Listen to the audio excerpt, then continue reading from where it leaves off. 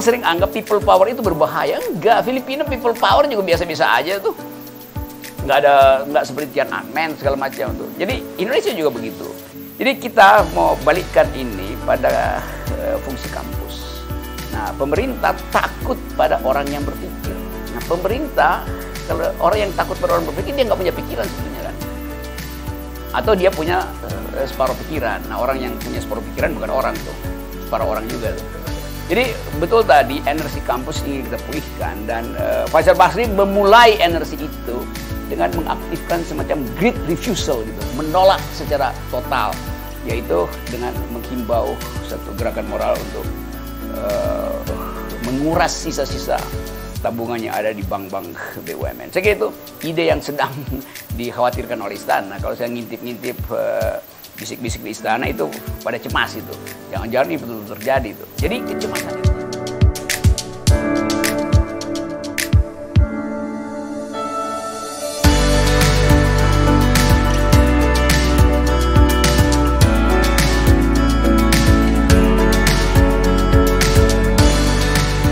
Ya, kalau di daftar memang itu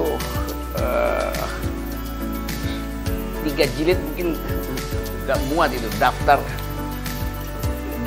yang sudah terjadi dan daftar yang sedang direncanakan untuk merusak lingkungan demi akumulasi. Kalau kita belajar ilmu ekonomi, kan ilmu ekonomi itu cuma punya 2 fungsi. Satu adalah bagaimana akumulasi itu dihasilkan, yang kedua bagaimana distribusi itu dijamin, kan soal itu tuh. Jadi sebetulnya kalau konglomerasi ya nggak ada soal dia bikin akumulasi itu, karena mestinya begitu tuh, profitnya harus begitu tuh. Selalu harus ada nilai lebih yang diakumulasi. Tetapi pemerintah punya fungsi untuk mendistribusikan itu. Nah, itu yang tidak kita lihat sebetulnya tuh. Sehingga kita anggap bahwa KPK, setahu saya dalam periode sebelumnya, KPK itu ada upaya baru untuk memasukkan jenis korupsi di bidang lingkungan itu. GNPSDA. Iya itu, saya ikut berapa kali jadi narasumber di situ. Yang terlihat sekarang justru itu hilang itu, dan itu mungkin juga satu paket dengan upaya untuk menyingkirkan 75 orang ini nih, yang kadang-kadang kurang dibicarakan publik. Apa soal AMDAL yang sebetulnya di dalamnya adalah korupsi sebetulnya tuh, strict liability yang makin lemah gitu, burden of proof yang kemudian justru dialihkan pada rakyat yang dia dituduh perusak lingkungan. Jadi kita melihat bahwa oligarki ini memesan undang-undang untuk memungkinkan dia bikin ekstrapolasi akumulasinya. Kalau akumulasi saya 30% 3 bulan pertama, terus ekstraktif industri akumulasinya naik lagi 70%, maka jenis undang-undangnya yang mesti dibuat adalah ini loh itu. Itu yang dipesan kepada legislatif sebetulnya kan. Nah, karena itu kalau Presiden kemarin bilang bahwa tes wawasan kebangsaan itu bukan satu-satunya peralatan untuk menguji seseorang boleh masuk ASN atau enggak itu. Lalu orang merasa seolah wah bijak betul presidennya. Loh padahal memang cuma itu satu-satunya tesnya. Jadi dia seolah-olah mau jadi penyelamat sambil menganggap bahwa tes itu memang harus dilakukan. Lain kalau dia bilang tes itu tidak boleh terjadi itu. Ini tetap beliau menganggap tes itu layak dilakukan walaupun dia sesali. Kan masalah kita tes itu nggak boleh dilakukan. Kalau mau alihkan ya alihkan aja kan. Di ASN itu cuma soal surat pengalihan biasa itu. Bukan melalui tes yang memang dipesan untuk menghalangi 75 orang itu. Jadi kalau ditanya kenapa 75 orang itu, karena memang itu pesanannya. Bagaimana cara mereka disingkirkan? Ya bikin tes kan. Kan begitu cara berpikirnya kan. Bukan karena ada tes, maka kita bisa lihat siapa yang tersingkir. Ini sebaliknya, yang harus disingkirkan karena itu dibuatkan alat ujinya tuh. Jadi kayak novel-novel Agatha Christie, kesimpulannya udah dibuat duluan, baru dibikin penalaran detektif itu kan. Jadi itu yang terjadi sekarang. Dan kita tahu semua itu soal itu tuh. Dan kita tahu ya supaya bansos nggak masuk di dalam tahap penyidikan, disingkirkan dulu si penyidik itu segala macam itu, mulai dari IKTP, bahkan di belakang itu masih ada soal buku merah itu Tito versus polisi segala macam. Jadi seluruh gudang korupsi itu sekarang mau dibumi hanguskan hanya dengan tes kebangsaan. Kan ini gila kan. Itu Al Pacino aja nggak begitu. The Godfather itu nggak sampai segitu tuh. Jadi nggak ada kecerdasan untuk menyingkirkan orang. Bahkan buat menyingkirkan orang aja dungu caranya kan. Karena mestinya mereka bisa bayangkan, ini pasti diolok-olok publik loh. Dia nggak bisa bayangkan itu. Kan kekuasaan nggak bisa membayangkan efeknya kan, artinya politik dungu kan. Mestinya dia cerdas, gue mau singkirin novel si Asing. Bagaimana caranya ya? Jangan pakai tes kebangsaan. Kan orang akan anggap nggak mungkin novel itu tidak punya wawasan kebangsaan sehingga matanya satu mesti hilang gitu kan. Jadi keadaan semacam itu yang membuat kita menduga bahwa memang di istana itu orkestrasinya itu udah nggak ada partitur. Jadi siapa aja boleh kasih tangga nada, kuncinya itu macam-macam. Tapi yang main di situ patah semua tuh instrumennya tuh kan. Jadi itu keadaannya tuh. Dalam keadaan semacam itu kita berupaya untuk bikin refleksi. Apakah daya tahan civil society ini masih cukup untuk berbasa-basi dengan kekuasaan? Kalau pertanda bahwa ada Amin Rais bikin partai baru tuh, orang bilang, ya ngapain lagi bikin partai baru, pasti nggak dapat dukungan. Bukan, Amin Rais berupaya untuk memperlihatkan bahwa dia masih di dalam upaya untuk secara institusional melakukan perubahan politik tuh. Tentu kalau bikin partai kan nggak mungkin Amin Rais setuju dengan pembatalan kekuasaan sebelum 2024. Lain dengan Greenpeace atau saya kan. Itu yang formil. Jadi biarin aja ada orang bikin formil. Tetapi masyarakat sipil punya cara berpikir lain gitu. Bahwa nggak tahan lagi 2024. Yang nggak tahan itu bukan karena dia memang berpikir buruk. Karena dia melihat algoritma dari kekuasaan itu akan berhenti sebelum 2024. Kan tuh soalnya tuh. Jadi psikologi ini yang saya minta Asop terangkan, bagaimana kita memahami kemarahan publik itu dan kita beri semacam peralatan yang bisa ditransaksikan di antara kampus, masyarakat sipil, dan pers. Karena ini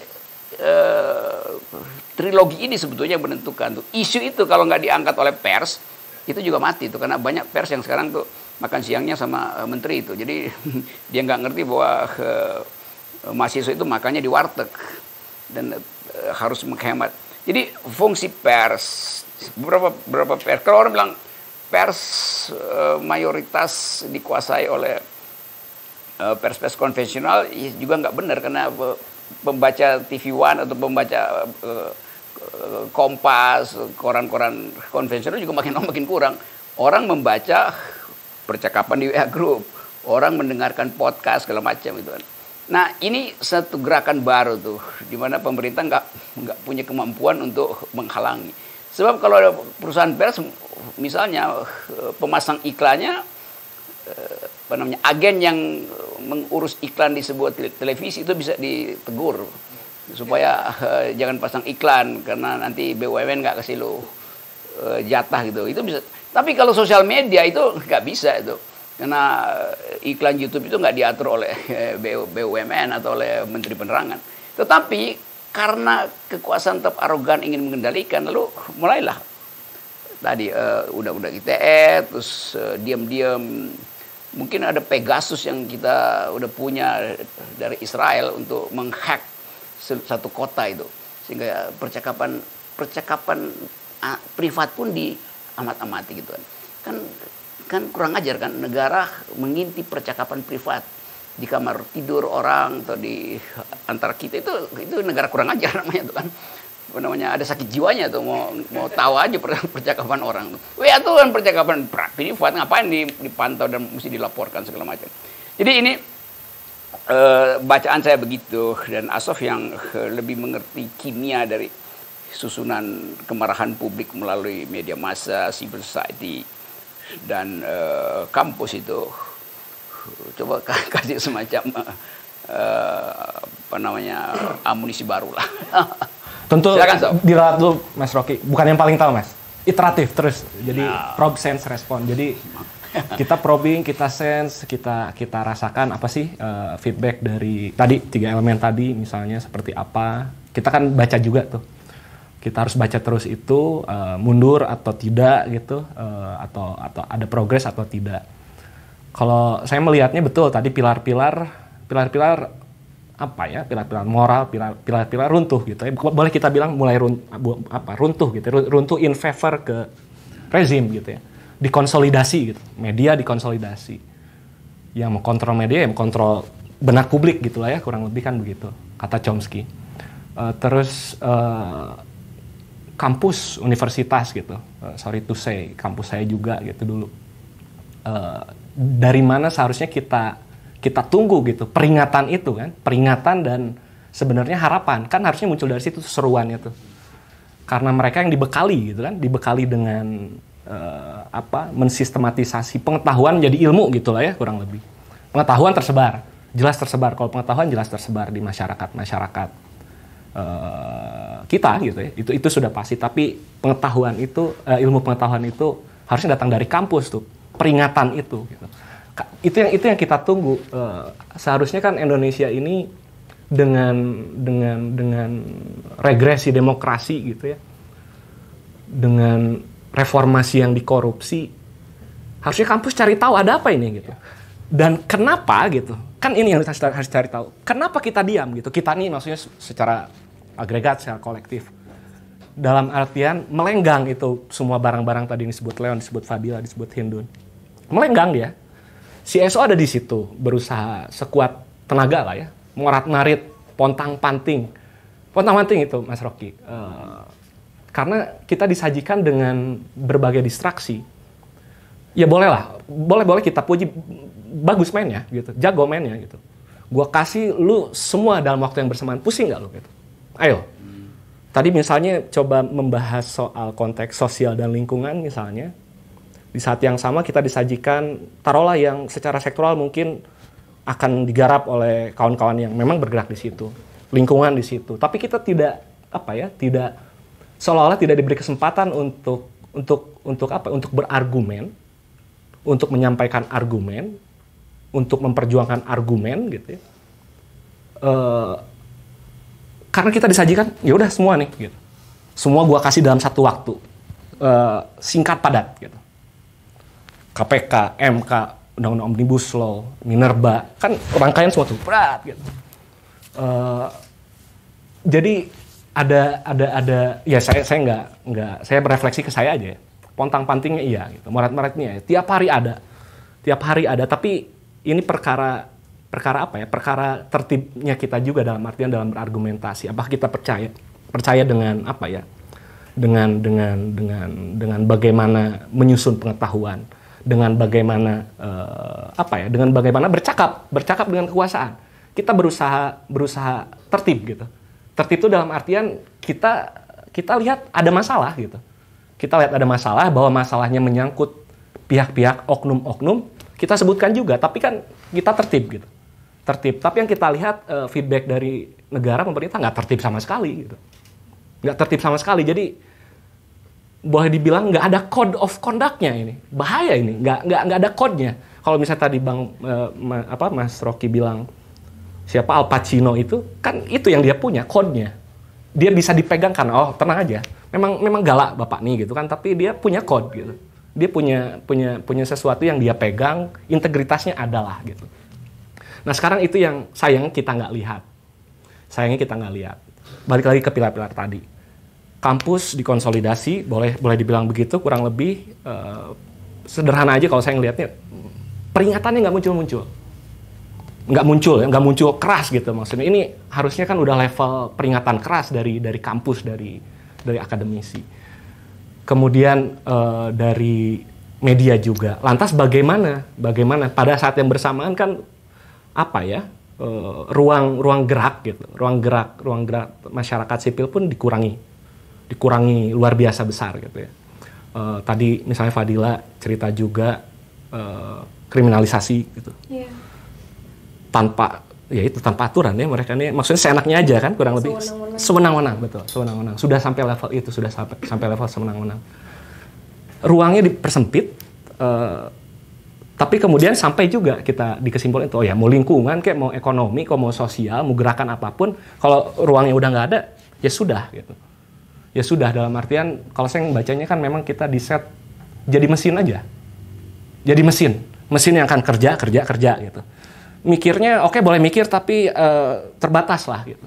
Terbatas dalam artian kalian nggak bisa challenge kebanyakan misalnya gitu, nggak bisa menjadi terlalu progresif atau menjadi seperti apa, kan itu yang sedang dibatasi.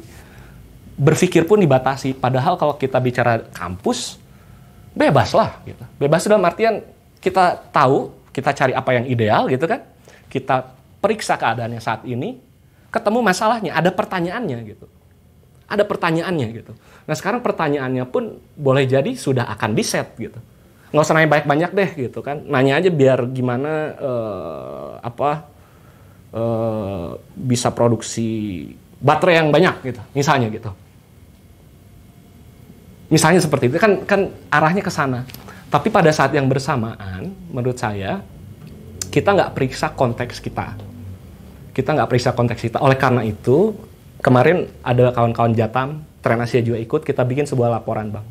Laporannya tuh bencana yang diundang. Judulnya bencana yang diundang. Kita coba mulai kupas keadaan kita dari konteks di mana kita berada gitu. Biosfer kita gitu ya, di mana kita berdiri gitu. Bukan rahasia, Indonesia ada di kawasan berisiko bencana berbagai gitu ya. Itu takdir kita di sini gitu ya, tinggal bagaimana kita menghadapinya.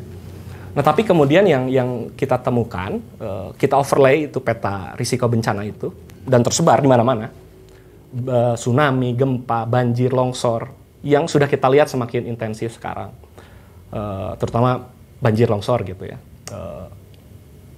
Dan yang kita temukan kalau harus disimpulkan ada science policy gap, mungkin boleh saya bilang gitu. Tapi sains yang saya maksud ilmu pengetahuan, dalam artian pengetahuan warga yang saya rasa sudah mengakrabi, sudah mengalami, akhirnya tahu bagaimana cara memitigasi. Itu juga termasuk sains buat saya, pengetahuan itu. Gitu. Tapi ke policy-nya tidak ada. Buktinya adalah kita temukan ada sekitar hampir 3.000 tambang berbagai, tidak hanya batu bara, itu terletak di lokasi berisiko bencana. Terus kemudian PLTU kalau kita scan-nya sektor energi dan smelter juga banyak sekali terletak di lokasi kawasan risiko bencana. Pun begitu, itu baru satu hal. Berikutnya kita periksa juga apa sih kelemahan kita gitu. Selain itu gitu, bahwa salah posisi itu bisa kita periksa kenapa sih bisa seperti itu ya, soal perizinan. Kenapa bisa diizinin berdiri di situ gitu kan? Kalaupun misalnya diizinkan berdiri di situ, lantas apakah sudah dihitung atau belum gitu risikonya? Ternyata tidak, risikonya nggak dihitung. Selain risiko tidak dihitung, dia tidak berhitung juga risiko yang akan diakibatkan oleh operasi. Kalau saya mau bilang, orang keracunan itu, orang terpolusi itu bencana juga. Orang terusir itu dari lahan penghidupannya, mau laut, mau sungai, mau sawah, itu bencana juga. Buat orang itu bencana itu, Bang. Bencana, apalagi kalau kita bicara tatarannya ekosistem. Ekosistem itu satu elemen keganggu dan bukan cuma satu ekosistem tapi ekosistem yang lain. Jadi ada science policy gap, kita melihat begitu. Kenapa pengetahuan yang harusnya kita miliki, sebutlah di BMKG, di BNPB, ada pengetahuan itu. Perkara ada persaingan antar mereka atau bagaimana validitas, reliabilitasnya bisa kita periksa. Tapi ada pengetahuan itu di situ. Kemudian pengetahuan di warga pun ada pengetahuan itu ada. Mulai dari bencananya gimana, cara menghadapinya gimana, terus akhirnya hidup yang harmonis gimana, ada itu pengetahuan itu. Tapi kemudian kita lihat polisinya nggak seperti itu, sama sekali nggak ada. Nah, bukan rahasia lah ya, kampus-kampus ini sering diminta lah jadi konsultan. Konsultan misalnya dulu AMDAL lah gitu, kan gitu. Harusnya kan kampus kasih pikiran alternatif, nggak bisa begitu. Ternyata dari hasil kajian kami nggak bisa nih gitu. Tapi saya khawatir sekarang kan kampus dapat CSR banyak dari perusahaan eksternal. Betul, itu dia. Tapi kan jadi nama ruangan. Tapi itu itu persis. Sama RT/RW juga. Persis, maksud saya itu dia Mas Rocky, apa ya? Pengetahuannya terus buat apa gitu? Pengetahuannya buat apa? Kan itu yang harus kita tanya, pengetahuannya buat apa gitu. Kalau kalian nggak bisa ngasih peringatan tuh kan akrab aja, peringatan, kita tegur. Nggak bisa gitu. Nggak bisa kenapa? Karena risikonya terlalu besar, kita nggak bisa dikte alam gitu. Nggak bisa gitu. Kalaupun misalnya masih dianggap bisa, silakan ngobrol sama warga yang di mana film Tenggelam Dalam Diam itu udah udah kelep itu real sekali, itu udah kejadian.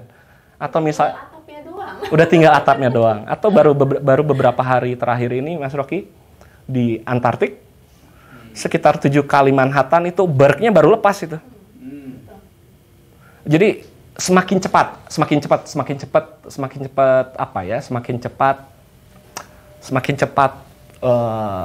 rusaknya, bukan rusak, berubahnya alam kita, dan kita berhadapan dengan situasi kita bisa hidup nggak di situ gitu.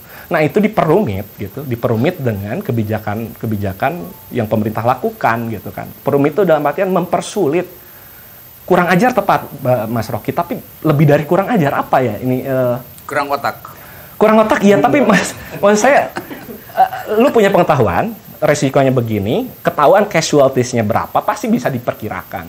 Atau yang akan menjadi pengungsi ekologis berapa, yang harus ngungsi gitu. Kan bisa dihitung tuh. Dan dia ambil gitu. Dia ambil keputusan itu, maksudnya nggak punya hati kalau buat saya. Udah ya karena saya berasumsi mereka punya pengetahuan, masa nggak punya gitu. Mereka punya segala macam alat termasuk Pegasus buat mengumpulkan pengetahuan gitu. Tapi nggak ada hati kalau buat saya Mas Rocky, nggak ada hati itu karena jujur aja mereka ambil kok risikonya. Tapi itu jadi kecil sekali, jadi hanya ditulisan di kertas, padahal yang jelas ada yang tenggelam, ada yang kebanjiran. Kan begitu realnya. Jadi saya melihatnya begitu. Nah kita sedang dalam kondisi mungkin mendekati tipping point-nya. Dari akumulasi kekecewaan, akumulasi ya boleh marah, kecewa ataupun bingung gitu. Mungkin ada yang bingung, mungkin masih ada yang bingung tuh kok gini ya gitu. Ada yang kecewa ada yang marah ada, tapi mungkin sudah dekat dengan tipping point gitu. Tipping point di mana semua terlepaskan gitu ya, si energinya terlepaskan begitu saja. Tapi betul, setidaknya dari lingkungan kita mau bilang, ya betul ini, tapi ada yang harus kita hadapi gitu. Yang suka, nggak suka, mau nggak mau, sedang akan kita hadapi gitu. Kalau Bang Faisal tadi bilang krisis ekonomi, setidaknya kalau dari lingkungan ya krisis lingkungannya, tapi krisis lingkungan itu semesta gitu. Ya akhirnya urusan sosial ada di situ, urusan ekonomi ada di situ. Jadi kalau saya melihat begitu, tapi di saat yang sama, ya tipping point itu tentu ada tandanya. Gitu. Kawan-kawan UI mulai ditangkap itu tanda juga, gitu kan? Itu tanda juga. Dalam artian mereka mulai bergerak, mahasiswa mulai bergerak, masyarakat mulai bergerak, gitu. Akademisi mulai bergerak, gitu. Institusinya bisa jadi ketinggalan, gitu kan? Tapi setidaknya mulai bergerak. Tuh. Jadi tidak kita set pun pasti tersambung, maksud saya, Mas Rocky. Sedap. Begitu Mas Rocky. Jadi tangan kita bersih itu. Gue kotor. Iya itu saya nangkap itu. Kalau saya rumuskan secara ringkas, rejim ini sudah diijon oleh oligarki tadi itu, oleh plutokrat. Dia tahu ijonnya itu sampai 2024. Sekarang oligarki merasa ini nggak nyampe 2024. Nah karena itu G-nya dia mesti ambil sebelum 2024. Yeah. Nah karena itu dia pesan undang-undang segala macam. Jadi sebetulnya itu yang terjadi itu pendalaman atau deepening dari oligarki ini terjadi justru karena oligarki paham kekuasaan ini bakal layu. Jadi udah rampok sebanyak-banyaknya itu. Iya itu logika begitu. Nanti kemudian dia akan cari agen baru untuk nerusin proyek. Masuklah ke Bang Faisal. Oke, Tata coba lanjutkan kegelisahan kita sambil berupaya untuk memberi semacam harapan bahwa masyarakat ini masih punya energi itu dengan indikasi-indikasi tadi itu bahwa kampus Asia mulai bergerak lagi segala macam itu. Dan kita tahu bahwa tetap kampus masih dikendalikan karena hierarkinya. Tapi hierarki ASN itu nggak bisa menghentikan mahasiswa untuk bicara karena tahu realnya tuh. Karena disponsori oleh berbagai macam tren, termasuk tren Asia. Oke, supaya burden of proof nggak ke asal melulu. Nah, coba disambungkan. Ya saya dua Bang, menyambung dari Asop dan Bang Rocky. Tadi pertama soal ijon ya, ijon. Ini kan oligarki ini mengijon Presiden Jokowi misalnya ya. Iya. Itu nggak misalnya, cuman itu. Nah, tapi masalahnya yang di zone itu bukan punya Pak Jokowi kan, bukan punya Menteri, dia punya kita semua. Itu kan yang pertama. Terus tadi yang kedua saya mengkoreksi Aso ketika apa yang terjadi sekarang, tidak ada code of conduct. Menurut saya mereka justru code of conduct-nya eksklusif. Jadi mereka bikin code of conduct sendiri. Oke. Tapi di Indonesia gitu kan. Nah, dua itu kan sebenarnya ada ijonnya ilegal. Ijon kan boleh-boleh aja Bang kalau Bang Rocky mengizinkan rumah ini ke saya kan boleh-boleh aja. Kalau rumah ini ilegal pun saya kasih. Demi mempercepat perubahan. Nah, yang kedua tadi code of conduct juga. Nah, saya kira yang hilang dari kita dan berulang ya sebetulnya dari sejak Orde Baru hingga Orde Baru bisa lama itu peran kampus kalau saya melihat ya salah satu kunci sebenarnya peran kampus, intelektual dan mahasiswa. Jadi kan kemarin kita melihat kalau yang terjadi sekarang di berbagai diskusi kita melihat yang beda dari sekarang banyak sekali kejanggalan. Kejanggalan dalam soal tes kebangsaan, kejanggalan yang undang-undang KPK dan mereka bisa jalan terus. Mungkin nah, bagaimana kejanggalan-kejanggalan yang banyak ini itu didiamkan oleh kaum intelektual, kampus, mungkin mahasiswa sudah bergerak ya, tapi perlu support dari intelektual, dari kampus yang sebenarnya bisa menunjukkan kejanggalan-kejanggalan ini kepada publik bahwa kita ada dalam masalah. Nah, sehingga ketika kita mengalami masalah tadi banyak persoalan. Tadi Bang Faisal yakin bakal bangkrut sebelum 2024, Bang Rocky juga kira-kira seperti itu. Kalau saya sebenarnya mengharapkan kalau kampusnya berfungsi itu tidak sampai bangkrut, tidak ada koreksi terus-menerus yang ya ibaratnya pasangan suami istri itu ini kan didiemin, udah gitu cerai aja gitu tiba-tiba nanti kan berulang kalau sekali nggak apa-apa gitu. Ini kan berulang 98 kita mengalami itu, sekarang mengalami itu. Pertama itu ada cost ya, ada cost yang ditanggungnya oleh publik, oleh masyarakat, oleh komunitas. Nah, sebenarnya kalau proses itu bisa jalan, koreksi dari kampus karena kita judulnya kampus itu bisa, saya kira bisa ada proses yang lebih smooth ya, yang mungkin Bang Rocky udah pesimis ya. Tapi karena pasti karena kampusnya seperti ini kan. Nah, terus yang kedua sebetulnya memang ini mungkin saya kira yang kita boleh berharap tapi juga harus kita bangun itu independensi sih, karena yang ada kan independensi. Saya percaya dari dulu tidak ada sebenarnya diktator sejak Indonesia betul-betul diktator ya dalam pengertian, tapi dia hanya membagi power, membagi resources, termasuk pada cendekiawan orang-orang kampus ini sehingga minimal diem kan. Misalnya ada ketua BEM FHUI ditangkap tidak ada sikap kan, sebenarnya dosen itu kan anak-anaknya gitu kan, dosen ini nggak bicara apa-apa. Jadi kalau saya pikir ya yang perlu kita bangun tadi menyambung dari Aso gagasannya Bang, gagasan bahwa tadi sebetulnya kan kalau kita mungkin Bang Faisal itu bisa melihat struktur masyarakatnya dari sisi edukasi dan sebagainya, bagaimanapun paling tidak mungkin 20 tahun ke depan ya peran cendekiawan dan kampus ini masih tetap menjadi kunci ya, terlepas dari proses partisipatori dan sebagainya, menjadi kunci untuk ya kita tidak perlu bangkrut yang kedua kali, yang ketiga kali gitu Bang. Begitu Bang mungkin. Wah, mantap ini. Tapi kalau alam itu biasanya ada suksesi. Ya, itu kata kunci memang suksesi dan suksesi kan nggak perlu smooth amat kan. Kalau lagunya Sadis Smooth Operator. Smooth Operator ya. Sad. Oke, kita mau cari satu fasilitas baru untuk menghindari perubahan yang bersifat bloodshed itu. Kan itu sebetulnya, karena itu ada kata-kata smooth, institusional, segala macam itu. Tapi seringkali hukum sosiologi itu nggak peduli dengan voluntarisme kita tuh, karena hukum sosiologi itu punya peralatan sendiri untuk menyelesaikan perubahan itu. Ya tentu kita ingin ada hope di depan itu dengan asumsi bahwa perubahan itu terjadi di 2024. Tapi itu seolah-olah juga ilusi, karena kita tahu keadaan sekarang itu mencegah kita untuk optimis kan. Jadi bukan kita pesimis, tapi keadaan sekarang mencegah kita untuk optimis. Karena itu kita balik pada realitas sekarang. Kalau terjadi percepatan perubahan, misalnya karena Indonesia misalnya dikucilkan akhirnya karena menolak protokol proposal humanity respect, responsibility and respect pada HAM kemarin. Lalu ada seorang senator di Amerika menganggap bahwa gila kalian tuh.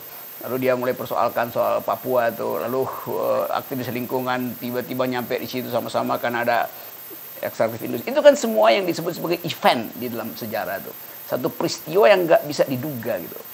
kalau kita rencanakan sesuatu lalu dia dibatalkan, itu artinya bukan kita nggak lengkap, tapi hukum sosiologi memang mendahulukan perubahan daripada sustainability itu. Jadi dalam sejarah itu sering kali terjadi. Nah kita menolak soal itu, tapi sosiologi menganggap ya itu biasa aja. Nah sekarang kita lihat misalnya. Maksud saya jangan sampai terjadi yang ketiga di 2029. Kalau ini nggak apa-apa. Jangan sampai yang ketiga gitu. Ya oke, itu semua ingin begitu tuh. Dan kalau saya mungkin supaya nggak terjadi yang ketiga dipercepat itu kan perubahan itu. Nanti ada sidang MPR misalnya bulan Desember itu untuk menentukan 3 periode atau enggak tuh. Nah dalam sidang itu semua kepentingan bisa masuk. Jadi agendanya bisa justru nggak usah 3 periode, 1,5 periode aja kan. Jadi nggak perlu selesaiin 2 periode. Kan ini sebetulnya kucing-kucingan di antara mereka yang gelisah dengan keadaan. Kalau keadaan biasa-biasa aja orang nggak gelisah. Yang gelisah ini kan semua ketua-ketua partai, mungkin 2-3 menteri di kabinet udah gelisah sebetulnya. Nunggu ada sedikit kekacauan politik dan gerakan mahasiswa memimpin. Wah itu mungkin 3 menteri keluar duluan. Saya yakin Sri Mulyani ikut gabung demonstrasi lagi tuh. Dan Bang Faisal. Kalau Faisal udah pasti ditangkap duluan itu kan. Supaya ada alasan kita untuk memaksa Faisal keluar dengan kekuatan people power itu. Nah orang sering anggap people power itu berbahaya. Enggak, Filipina people power juga biasa-biasa aja tuh. Enggak seperti Tiananmen segala macam tuh. Jadi Indonesia juga begitu. Jadi kita mau balikkan ini pada fungsi kampus. Nah pemerintah takut pada orang yang berpikir. Nah pemerintah, kalau orang yang takut pada orang berpikir, dia nggak punya pikiran sebetulnya kan. Atau dia punya separuh pikiran. Nah orang yang punya separuh pikiran bukan orang tuh. Separuh orang juga tuh. Jadi betul tadi energi kampus ingin kita pulihkan. Dan Faisal Basri memulai energi itu dengan mengaktifkan semacam great refusal gitu. Menolak secara total. Yaitu dengan menghimbau satu gerakan moral untuk menguras sisa-sisa tabungan yang ada di bank-bank BUMN. Saya kira itu ide yang sedang dikhawatirkan oleh istana. Kalau saya ngintip-ngintip bisik-bisik di istana itu pada cemas itu.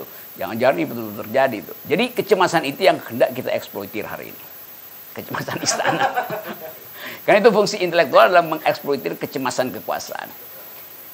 Jadi itu dan saya kembali ke Faisal Basri. Anda dengar semua keluh kesah dari junior-junior Universitas Indonesia di sini. Dan berupaya untuk memberi semangat pada bangsa ini. Jadi Faisal Basri sedang menumbuhkan energi baru yang biasa disebut great refusal gitu. Yang bukan revolusi itu. Dan itu mungkin ada ide dari Swadesi, dari Gandhi yang berupaya untuk memimpin secara moral kendati konsekuensinya buruk. Ada ide dari Nelson Mandela. Kita ramu semua itu hanya dalam upaya untuk memberi harapan pada bangsa ini bahwa tidak perlu terlalu teknikal membayangkan perubahan politik lewat pemilu 2024 karena kemungkinan besar terjadi sebelum itu dan itu yang harus kita persiapkan dalam upaya untuk menuntun bangsa ini. Faisal Basri diminta oleh komunitas akademis untuk terus memproduksi gagasan-gagasan yang bersifat great refusal itu. Faisal, terus terakhir silahkan evaluasi pembicaraan kita. Kalau saya ingin menambahkan saja satu lagi pilar oligarki itu mereka dapat energi yang besar itu dari pasar saham, stock market, capital market.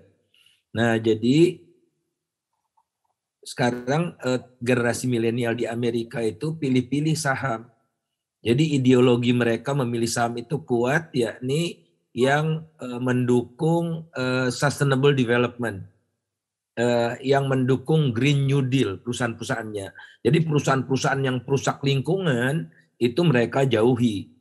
Nah, jadi sejalan dengan upaya kita, saham-saham oligark dan bank-bank yang membiayai oligark dan merusak lingkungan itu juga kita jauhi.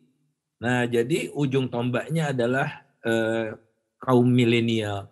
Saya ingat waktu 98 itu dengan Pak Kwik, dengan Laksamana Soekardi, Pak Abdillah Taha, Bang Rocky juga barangkali tiap hari kita demo di bursa saham, ya, tiap hari sampai kita tidak mampu untuk menutup bursa saham, tapi kita mampu untuk menekan pengelola bursa saham untuk menunda pembukaan sehabis makan siang itu. Jadi tadinya jam pukul 1, sekarang pukul 2. Itu merinding penguasa itu. Ini Faisal, kata salah seorang jenderal ya ke saya tuh, ini Faisal merinding kami ini. Istana merinding. Karena itu pilar ekonomi dia bilang. Nah jadi demonya cuma 20 orang, 30 orang, dan itu dilaksanakan juga di apa namanya, ada Bara Hasibuan juga, saya ingat waktu itu, maaf kalau yang lain-lain tidak ingat, dan oleh kelompok berdasi itu loh, profesional berdasi yang bekerja di gedung stock exchange itu. Nah jadi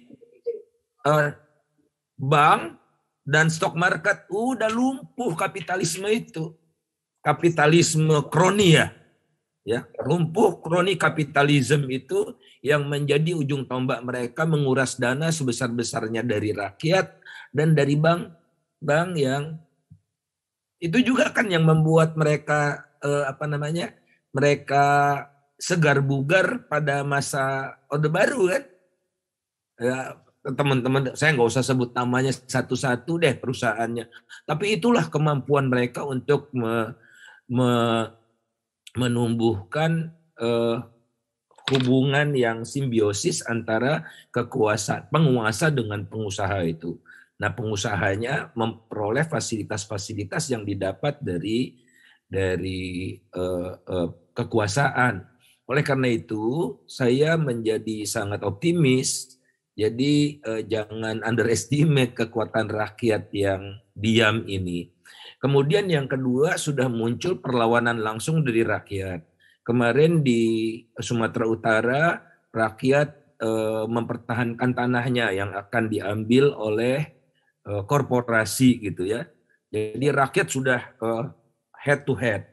Kemudian juga saudara-saudara kita yang saya bukan menganggap mereka teroris ya, saudara-saudara kita di Papua itu menunjukkan wujud dari kekecewaan yang mengakumulasi dan film-film Mas Dandi Laksono itu betul-betul menyadarkan kita bahwa apa yang dilakukan oleh pemerintah ini banyak merusak gitu dan selalu dihadiri ya oleh ratusan atau bahkan ribuan warga di pelosok gitu dengan nonton barengnya itu. Oleh karena itu saya rasa kalau tidak ada perubahan mendasar dari Pak Jokowi, bisa aja saja kan Pak Jokowi punya kesadaran baru untuk katakanlah saya mengakui saya salah gitu, bisa aja walaupun kemungkinannya kecil. Kalau kata milenial mimpi kali ya. Tapi kita buka aja opsi sehingga tidak menimbulkan kebangkrutan yang maha dahsyat, karena saya rasa rakyat, saya takutnya nanti kalau ini terulang, rakyat udah nggak percaya dengan demokrasi dan ini memunculkan potensi militer lagi yang masuk. Ini yang saya hindari. Jadi rakyat menginginkan militer mengambil alih, junta aja deh yang bisa membereskan dalam konteks rakyat makin benci, makin muak dengan perilaku partai politik. Nah, jadi jangan kita sampai keluar dari mulut buaya masuk ke mulut singa, itu juga yang harus kita hindari. Nah, insya Allah saya juga mulai membuka dialog dengan perwira-perwira menengah gitu ya, yang pemikirannya luar biasa terbuka gitu dan berani menunjukkan apa yang terbaik sebetulnya buat bangsa ini, dan mereka ya dengan keterbatasannya juga prihatin terhadap kondisi bangsa ini. Itu aja Bang Rocky. Oke. Faisal Basri, saya coba lihat bikin kesimpulan kecil ya, bahwa keresahan itu tidak bisa dibaca oleh survei-survei itu, karena survei ini selalu hanya ingin membaca keadaan yang enak-enak itu. Walaupun beberapa kali survei memperlihatkan bahwa ada penurunan legitimasi, itu statistik. Tapi di belakang statistik ada yang nggak bisa diukur, yaitu tadi kemarahan publik, rasa tidak adil. Itu kadang-kala disembunyikan sehingga dia nggak mau ucapkan kalau ditanya tuh, dia tahan aja tuh. Karena dia menunggu juga tetangganya juga lakukan hal yang sama tuh. Jadi bagian ini yang sebetulnya potensial untuk manifest ke atas itu. Ini yang nggak bisa dibaca oleh rejim. Kalau saya perhatikan misalnya dalam 2 minggu ini itu ada gerakan goes. Hari ini ada dari Trisakti pergi ke UI, muter Jakarta itu dalam upaya untuk memberi peringatan pada kekuasaan ini reformasi. 2 minggu lalu saya ikut gowes anti rejim militer Myanmar itu. Polisi datang dan kita masih bisa berargumentasi. Kita masih muter-muter Jakarta. Jadi gerakan ini paralel dengan gerakan moral dari Faisal Basri. Dan itu akan banyak diikuti juga di daerah. Saya dapat banyak undangan untuk talk show, Zoom, soal-soal semacam ini. Jadi kita menyimpulkan bahwa ada kebangkitan baru kesadaran rakyat. Pada saat yang sama ada berita tentang merger antara Gojek dan Tokopedia, GoTo itu dengan kapitalisasi 14-20 triliun. Dan orang mulai memeriksa jangan-jangan ekosistem dari merger ini dalam juga ada industri ekstraktif itu. Dan itu sebetulnya publik tahu sebetulnya. Dan kita intelektual membantu itu memperlihatkan bahwa bahaya dari pengendalian modal ke dalam kelompok yang makin kecil. Itu bisa menimbulkan apa yang dulu dilakukan di New York itu, Occupy Wall Street itu. Nah mungkin inspirasi itu juga bisa kembali, bukan Occupy SCBD bahkan, Occupy Merdeka Utara itu. Karena ide itu bisa muncul aja tiba-tiba. Jadi seringkali kejutan itu justru timbul dari peristiwa-peristiwa sederhana itu. Orang dapat satu berita di koran lalu dia beredar, diseminasi karena fasilitas kejengkelan publik itu udah terbentuk. Nah, bagian ini yang tidak bisa tensinya itu nggak bisa dibaca oleh atau suhunya nggak bisa dibaca oleh termometer istana. Karena termometer istana itu tenggelam di kolam, jadi dia nggak bisa lagi dipakai untuk membaca suhu politik. Jadi saya kira itu keadaan kita sekarang dan kita berharap bahwa pembicaraan semacam ini juga bisa menimbulkan gairah baru bahwa kendati ada pembusukan politik, tapi ada paralel politik yang berupaya untuk menyediakan alternatif. Alternatif itu bisa terjadi sebelum 2024. Dan itu adalah semacam sunatullah berlakunya hukum-hukum sosiologi dalam upaya untuk mempercepat perubahan. Hal yang normal. Yang nggak normal adalah reaksi pemerintah yang selalu gagal memahami kondisi bangsa ini. Jadi itu saya kira kesimpulannya. Kita ketemu lagi masih ada sesi berikut kita bicara tentang soal kebangsaan, 3-4 sesi dengan fasilitas lain. Ya soal ide tadi, ya dulu 98 itu kita bikin panggung di depan Bursa Efek Jakarta dan ganti-gantian orang kita undang intelektual, ada yang disebut MPI, Masyarakat Profesional Indonesia tuh ganti-gantian, si pengamat pasar modal, dosen-dosen UI ngomong di situ, si Mulani, Dipu Alam saya kira juga pernah ngomong di situ, Faisal Basri berkali-kali di situ, Syahrir segala macam, Dedek Basri juga yang menteri itu ada di situ semua. Jadi pemerintah yang tidak punya pikiran selalu takut pada orang yang berpikir, dan konsolidasi orang yang berpikir selalu melampaui kecemasan kekuasaan. Jadi satu waktu kita bocorkan seluruh energi ini agar supaya berkumpul di dalam bentuk panggung anti oligarki itu. Selamat merencanakan. Assalamualaikum warahmatullahi wabarakatuh. Waalaikumsalam warahmatullahi wabarakatuh. Namanya PAG, panggung anti oligarki.